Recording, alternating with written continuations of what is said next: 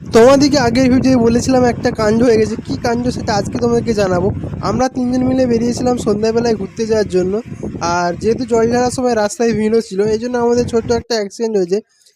রাত্রেবেলায় যেমন হোক করে ঘুমিয়েছিলাম, সকালে উঠে বিস্কুট খেতে খেতে ভাবছিলাম কি করা যায় ফার্দার। আমি যেহেতু বিশ্বনাথ নিয়েছিলাম, এই জন্য ব্যথা অনেকটা কমে গেছে। এবার যাবো ডাক্তার ঘর দেখানোর জন্য। সকালে উঠে খবর পেলাম আমার কাকুর অ্যাক্সিডেন্ট হয়েছে। তার আজ সকালে হয়েছে, আমার আগের দিন রাত্রে।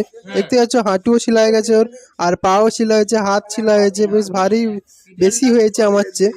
আর ডাক্তার ঘরে গিয়েছিলাম, সেখানে পাউডার লাগিয়ে দেয় আমার আর কাকুর, আর এই ওষুধগুলো দিয়েছে খাওয়ার জন্য। বাড়িতে এসে তাড়াতাড়ি ওষুধটা খেয়ে নিলাম। ঠাকুরকে ডাকছিলাম যাতে জল ঢালার সময় কোনো অসুবিধা না হয়, কারণ মেলায় ঘুরতেও হবে। গাড়ির স্পিড যেহেতু একবারে কম ছিল, এই জন্য বেশি আমাদের লাগেনি। যাই হোক, কমের উপর দিয়ে চলে গেছে। আর দেখতে পাচ্ছ ভালো করে হাঁটতেও পারছি না, পা মুড়তে পারিনি। এরকমই ব্লগ দেখার জন্য সাবস্ক্রাইব করো আমার চ্যানেলটিকে। দেখা হচ্ছে পরের ভিডিওতে।